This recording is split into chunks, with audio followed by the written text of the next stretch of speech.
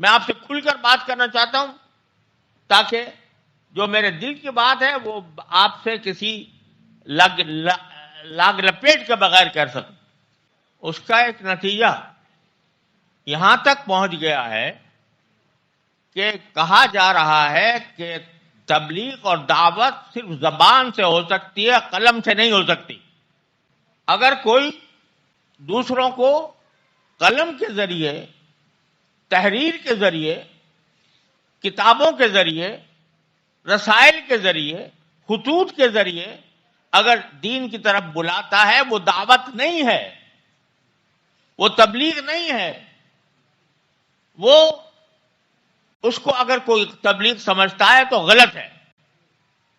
یہاں تک بات کہی جا رہی ہے، جس کا مطلب یہ ہے کہ پوری 1400 سال کی تاریخ میں جن لوگوں نے دین کے اوپر محنت کی، دین کی تبلیغ اور اس کے نشر و اشاعت کے لیے کتابیں لکھی، قرآن کی تفسیر کی، حدیث کا درس دیا، فقہ کے احکام لوگوں تک پہنچائے، وہ سب بیکار ہے. وہ دعوت میں داخل ہی نہیں ہے، وہ تبلیغ میں داخل ہی نہیں ہے.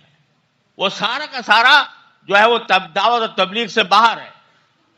اس قسم کی باتیں بھی کہی جانے لگی ہیں. کریں اتباع.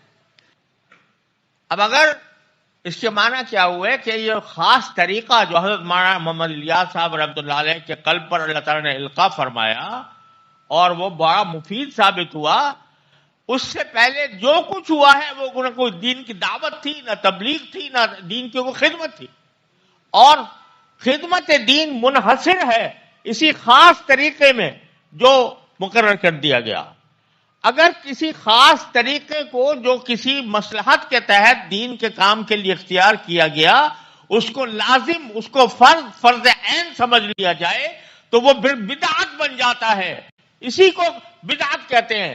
بدعت اس کو کہتے ہیں کہ دین میں کوئی ایسی نئی بات پیدا کی جائے کہ جس کا تصور نہ نبی کریم صلی اللہ علیہ وسلم نے پیش کیا، نہ صحابہ کرام کے زمانے میں ہوا، نہ وہاں چلہ تھا، نہ وہاں گشت تھا، نہ وہاں فیروزہ تھا.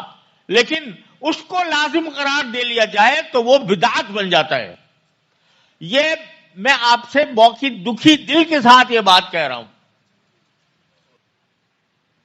میں نے خود آنکھوں سے دیکھا کہ ایک بہت بڑے عالم ایسے ہی اسی شب جمعہ نہیں تھی، کوئی تبلیغی اجتماع تھا، اس میں ایک کو لے گیا، وہاں پر تعارف کرایا گیا کہ یہ انہوں نے بڑے عالم ہیں، انہوں نے بہت بڑی خدمت انجام دی ہے، بہت کتابیں لکھی ہیں، بہت دین کی خدمت کی ہے.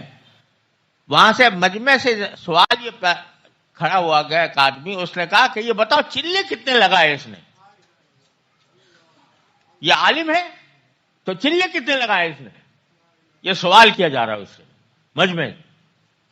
تو یہ ذہنیت جو پیدا ہو رہی ہے، یہ اگر یہ ذہنیت ختم نہ کی گئی تو یہ فرقہ بن جائے گا اور یہ بدعت بن جائے گی.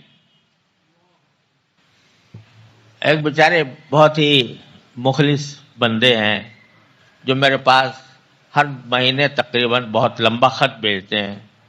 اس خط کے اندر یہ لکھتے ہیں کہ اگر آپ کو جہنم سے بچنا ہے تو واحد طریقہ یہ ہے کہ تم کوئی چلے لگانا کا شروع کر دو، ورنہ جہنم سے بچنے کا تمہارے پاس کوئی راستہ نہیں.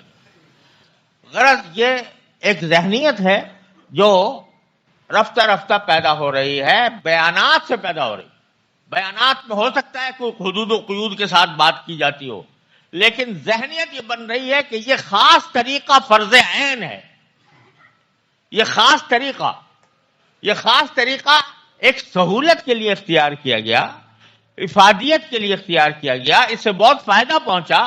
لیکن یہ کہنا کہ جو اس خاص طریقے سے کام نہیں کر رہا، وہ دعوت نہیں دے رہا، وہ تبلیغ نہیں کر رہا، یہ چیز ہے کہ اس کو بدعت بنا دے گی، اس کا فرقہ بنا دے گی.